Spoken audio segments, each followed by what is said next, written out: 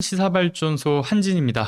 자, 기득권 카르텔의 사건이 또 드러났습니다. 소위 우리가 관피아라고 불리는 집단의 이야기를 할 건데요. 그 중에서 철피아, 철도 마피아에 대한 이야기를 드려볼까 합니다. 이 혈세 도둑들이죠. 이 혈세 도둑들에 대한 이야기입니다. 관피아라고 하죠. 관료 플러스 마피아의 합성어. 관피아들의 문제, 매해마다 굉장히 심각한 문제로 지적되고 있는 개혁 과제 중에 하나의 어떤 이야기들이죠. 그 개혁 과제 중에 하나의 어떤 문제로 꼽히는 이야기인데 그 중에 하나의 이야기를 좀 할까 합니다. 뭐 예를 들면 이런 거죠. 연구 용역을 전직 관료가 지금 들어가 있는 뭐 회사에다가 내려주는 방식으로 자기들끼리 주머니를 두둑이 챙기거나 민영화를 부추겨서 어떤 특정 사업체와 결탁하는 등의 문제들이 지적되고 있는 문제들. 그러니까 관피아의 여러 이야기들 중에서 저는 이번 소식은 철피아에 대한 소식을 좀 전해드리고자 해요. 철도 마피아죠. 자, 일단 관련된 기사를 먼저 보시고서 제가 좀 알아본 내용들을 말씀드리는 것으로 하겠습니다. MBC 뉴스의 단독 기사입니다. 수상한 60억 원 연구 용역, 민영화 주장하던 올드보이들 선물잔치라는 제목의 기사입니다. 철도공단이 철도를 뛰어넘어 국가의 교통체계를 다시 정립하겠다라면서 무려 60억 원짜리 연구 용역을 맡겼습니다. 자, 지난해 9월 철도공단이 연구 용역을 발주했는데요. 60억 원짜리 대규모 용역의 주제는 전환기 국가교통체계 재정립 방안입니다. 국토부는 1년 전 향후 10년 철도정책 연구 용역을 맡겼는데요. 용역 대금은 2억 3천만 원이었죠. 철도공단의 업무 범위도 아닌데 상급부처인 국토부에 무려 20배가 넘는 대규모 용역을 발주한 겁니다. 자, 그런데 중요한 게 있습니다. 중요한 것은요. 자, 사진을 좀 하나 함께 보시죠. 캡처된 내용인데요. 보시면 국토교통부가 발주한 2억 3천만 원, 방금 기사에서 보신 2억 3천만 원의 연구 용역의 명칭은요, 바로 보시는 것처럼 4차 철도산업발전 기본계획 수립에 관한 연구 용역입니다. 그리고 국가철도공단에서 내놓은 연구 용역이라고 하는 것은요, 그러니까 20배 넘게 이제 했다라고 하는 이것은 국가교통체계 재정립이죠. 근데 보시는 것처럼 무려 26배나 차이가 나는 겁니다. 자, 그러면 관련해서 계속해서 요 내용을 기반으로 해서 기사를 한 번 더 보시죠. 철도공단 이사장은 김한영, 국토부 고위 관료 출신으로 현 국토부 장관과 행정고시 동기라고 합니다. 뒤늦게 국토부가 공문까지 보내서 제동을 걸긴 했는데 제목에 철도 중심이라는 말을 슬쩍 끼워 넣은 채 용역을 강행했죠. 누가 이 용역을 따냈을까요? 바로 대한교통학회 컨소시엄이 단독 응찰해서 따냈다고 하죠. 책임 연구자 가운데서는 눈에 띄는 인물이 있는데 바로 이재훈 전 교통연구원 박사라고 합니다. 이 인물이 어떤 인물이냐? 이명박 정부가 추진하던 철도 민영화의 이론적 근거를 제공했던 대표적인 민영화론자라고 하는 겁니다. 자, 그렇다면 또 여기서 우리가 중요하게 봐야 될 부분이 또 있죠. 실제로 이 구조입니다. 구조. 보면 부책임 연구원으로 방금 앞서 말씀드린 이재훈 박사가 포함되어 있는 것을 보실 수가 있죠. 이 조직도입니다. 자, 이것을 중요하게 보시면서 이 이재훈 박사가 바로 그 전 교통연구원 박사였다라는 것을 여러분들이 인지하시면서 보시면 이 연결점들을 더 쉽게 확인하실 수가 있을 것 같습니다. 기사를 좀 더 보시면요. 김한영 철도공단의 이사장 역시도 민영화론자입니다. 이 사람 역시도 이명박 정부 때 국토부 교통정책실장을 맡아서 수서발 고속철도 운영의 민간 위탁을 추진했던 인물이죠. 민영화론자가 민영화론자에게 발주한 대규모 용역, 철도 민영화를 중심축으로 놓고 철도를 구상하고 설계했던 사람들인데 이 사람들이 다시 팀을 이뤄서 자신들의 주머니를 두둑히 채웠던 겁니다. 그런데 철도공단은 탄소 중립과 미래교통수단에 맞춘 철도망 계획이기 때문에 연구 범위가 넓어서 돈이 많이 들었던 것이다 라고 해명을 내놨다라고 하는 것이죠. 자, 이 이슈에서 중요한 건 이겁니다. 중요한 포인트는 첫 번째, 민영화론자들끼리 나눠먹은 연구 용역비 의혹. 두 번째, 국토부의 관할인 연구 용역 주제를 철도공단이 발주를 하고 있는 월권적 행위. 세 번째, 하필이면 전직 교통연구원 박사인 이재훈 그 전 박사, 그 사람의 연관성. 이겁니다.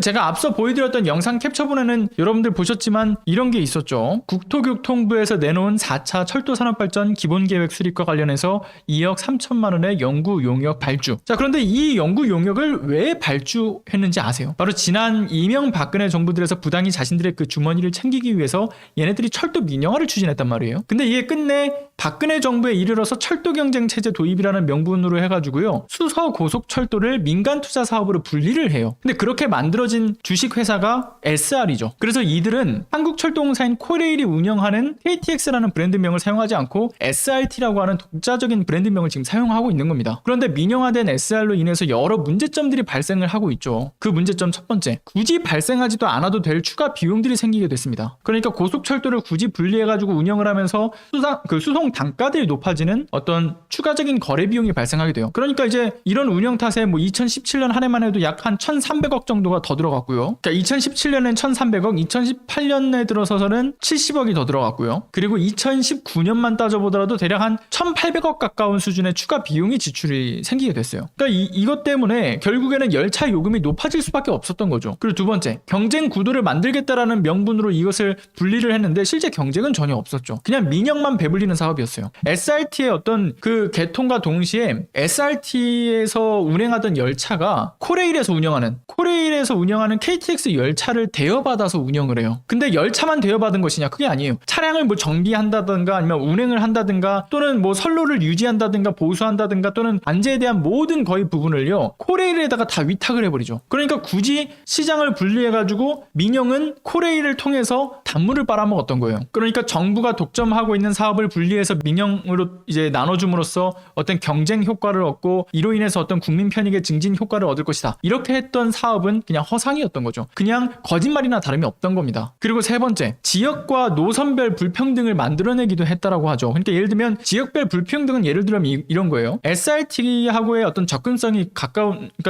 굉장히 좋은 강남 지역의 주민들의 경우에는 한 10%를 할인받아가지고 이것을 타게 돼요. 근데 KTX가 들어서 있는 강북 지역 주민들은 할인을 적용을 못 받죠. 그리고 네 번째, 환승에서의 불편함도 만들어냈습니다. 그러니까 뭐 고속철도와 일반 철도 간의 어떤 유기적인 연결성을 만들어내야 되는데 이것도 무너뜨렸죠. 그러니까 이 밖에도 여러 문제점을 안고 있는 철도 민영화 문제를 해결하기 위해서 지난 대선 때 문재인 그 대통령이 그러니까 당시 후보 시절에 어떤 공약을 내놨었냐면 이거 코레일하고 SR 합쳐야 된다. 그러니까 KTX하고 SRT를 합쳐야 된다. 그런 철도 통합에 관련된 공약을 내놓기도 했었고요. 실제로 이 공약을 지키기 위해서 적극적으로 문재인 정부가 나서가지고 움직였어요. 그런데 연구 용역에 대한 부분이 뭐 공정성 문제, 뭐 전문성 논란 이런 것으로 중단이 됐죠. 그런데 그렇게 시간이 끌리다가 작년이었을 거예요. 그나마 다시 시작된 연구 용역이 뭐였냐? 그 다시 시작된 연구 용역이 바로 이겁니다. 요거. 국토부가 이 4차 철도산업발전 기본계획 수립 2억 3천만 원 쓴 거 있죠? 이게 국토부가 교통연구원에다가 맡겨요. 이 연구 용역을 결과를 토대로 해가지고 이거 코레일하고 SR하고의 어떤 통합을 추진해보자. 그러니까 이 연구 용역을 결과로 해서 이 통합 추진 문제를 결정하자라고 해서 지난해 제출하기로 했던 이 연구 결과를 교통연구원에서 아직까지 내놓지 않고 있다라고 하죠. 그러니까 분명 코레일하고 SR을 통합하게 된다라고 하면 지금의 이 요금 자체보다 훨씬 더 낮아질 겁니다. 뭐 최소한 10% 인하를 할 수 있을 뿐만이 아니라 열차의 운행 자체도 늘리면서 연간 한 1,000만석 이상의 추가 좌석도 확보할 수 있다라고 하죠. 게다가 무엇보다 이 수송 단가를 떨어뜨리려면 수송 실적이 많아져야 되는 건데 이걸 위해서라도 KTX와 SRT를 통합함으로써 수송 단가를 떨어뜨릴 수가 있는 거죠. 그러니까 결과적으로 지금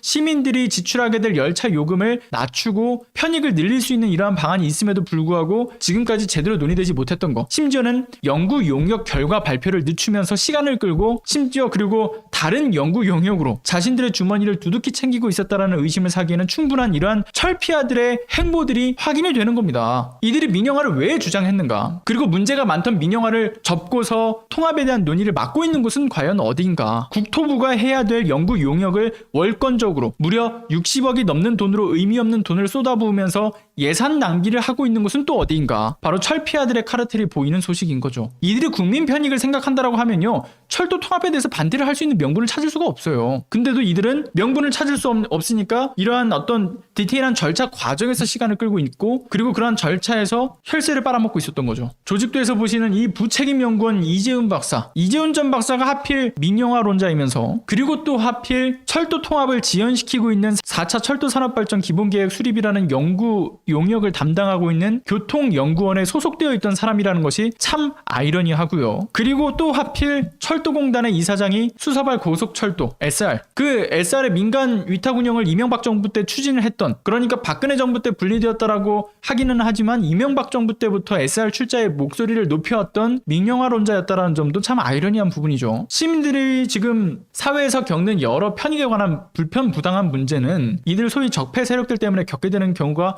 꽤나 많이 지적되고는 합니다. 그러니까 더 나은 사회, 더 나은 어떤 복지와 편의, 하물며 더 나은 교통을 위해서라도 이처럼 관료 마피아들의 이 예산 낭비를 막고서 개선하는 것은 이들에 대한 개혁이 이루어지지 않는 한 해결될 수가 없는 부분들이라는 것이 또다시 이렇게 드러나는 거죠. 적폐 세력은 뭐 국회라든가 기업, 뭐 검찰, 사법부에만 있는 게 아닙니다. 이게 시대적 요구인 개혁 과제에 물론 뭐 언론과 검찰, 사법부와 정치 개혁이 좀 물론 제일 중요하다라고는 하지만 이렇게 사회 만연해 있는 이 개혁 과제에 대한 관심 역시나 중요하다라는 부분을 알 수가 있는 부분인 거죠. 그렇기 때문에 지금도 어디선가 줄줄이 새고 있는 이 예산, 굳이 민영화가 득이되지 않는 사업에서 어떻게든 분리해내 가지고 자신들의 배를 채우고 있는 이 기득권 세력들의 움직임. 자, 이번 소식은 그 중에서 특히 철피아에 대한 이야기를 집중해서 전해드렸습니다. 추가적인 이야기들이 진행된다면 관련된 소식도 함께 전달드리는 것으로 하겠습니다. 감사합니다.